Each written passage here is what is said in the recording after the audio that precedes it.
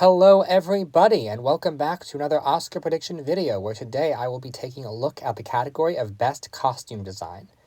So first and foremost, I am sorry for the delayed release.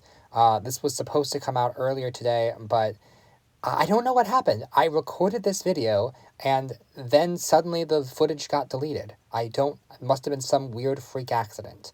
But I'm re-recording it now, which does mean I'm probably going to have to go a little fast. I apologize about that. The category we're talking about today is Best Costume Design, which seems to have a fairly easy winner. There is a part of me that wonders if there could be room for an upset, but I think it's probably best just to stick with the widely predicted choice. And there is some solid work in this category, I will say that. So, with all that being said, fifth most likely to win is Avatar: Fire and Ash.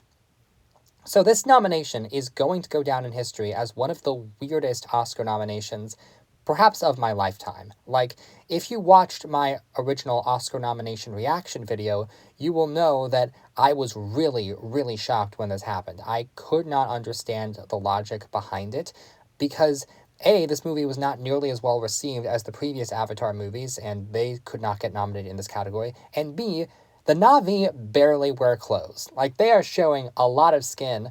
All Na'vi parents are like, put some clothes on. But my issue isn't even the fact that the costumes are CG, and technically they were constructed in the real world and then scanned to put into the virtual world. And the costume designer, by the way, is Deborah L. Scott, who previously won an Oscar for Titanic. So I recognize that there is actual work that goes into this, but like, if you're gonna nominate costumes that are all CG, at least K-pop Demon Hunters had a lot more stylish clothing. Like, that would make more sense to me. But, okay, just looking at this category, because the nomination came so completely far out of left field, I really, really struggle to picture a world where this can win. Like, it really does feel like this is only here so that they wouldn't have to nominate Wicked in any category. Which, like, you had options. Hedda, Testament of Anne Lee, Kiss the Spider-Woman, all those would have made more sense. You went with Avatar. And that is such a weird and bizarre choice. I don't even hate this nomination. I think it's kind of fun just how random it is. But yeah, this has no shot of winning. Fourth most likely to win is Marty Supreme.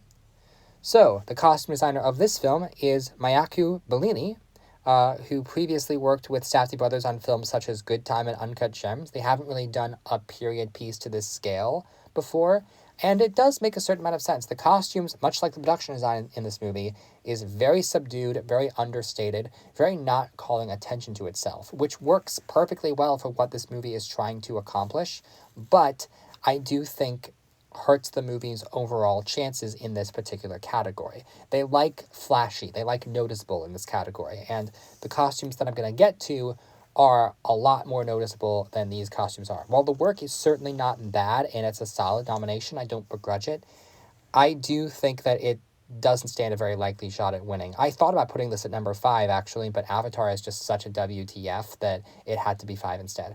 At any rate, Marty Supreme has no real shot at winning. Third most likely to win is Hamnet.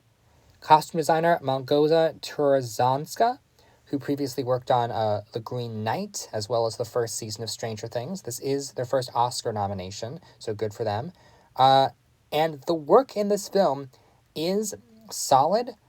It's more showy than Marty Supreme, but it's still not the showiest thing in the world. A lot of the costumes are relatively subdued for this kind of story. If you compare it to something like Shakespeare in Love, where the costumes are super, super fancy and ornate, this does feel a lot more low-key. And again, I do think that was the right choice for the story. We really want to emphasize the emotions of the characters. And so, while it does make a lot of sense, I do think that it's probably unlikely to win. It's funny, this is the only of the 5 movies to have a female lead, which usually really helps out in costume design, but I do think that the work, while very solid, and while the nomination does make sense, ultimately I don't think this has enough of a narrative to win the Oscar. Second most likely to win is Sinners. Costume design by Ruthie Carter, who previously won 2 Oscars for both Black Panther movies with Ryan Coogler, so that helps. And she also is the most nominated Black woman ever, which is a really, really big deal. Her legendary status may help her, as well as the fact that the movie is the most nominated movie in Oscar history. But the real reason why I think Sinners is the runner-up is the I Lied to You sequence.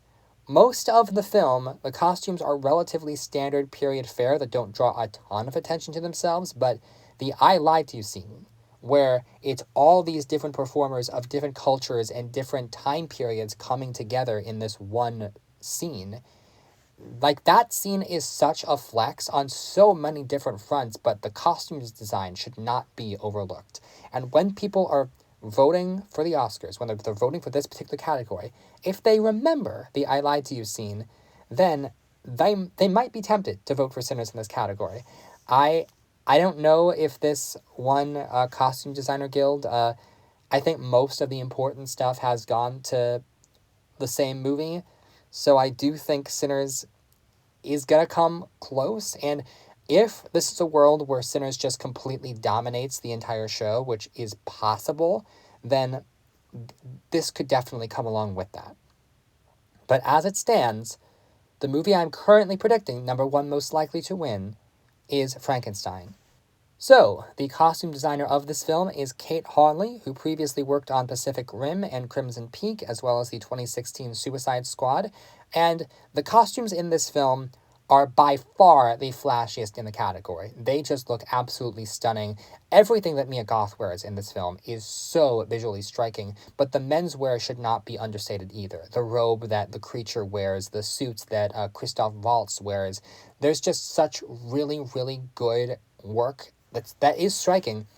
And this is a case where you could argue that the costumes and the production design do kind of overshadow the characters and the story a little bit, but that's Del Toro's style. That we knew that that's what we're getting going into this film.